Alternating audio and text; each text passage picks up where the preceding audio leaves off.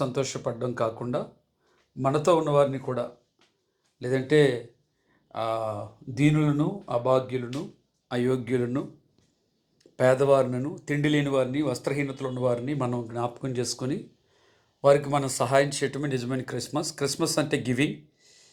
తండ్రి తన కుమారుడైన యేసుప్రభువుని మనకి ఇచ్చాడు.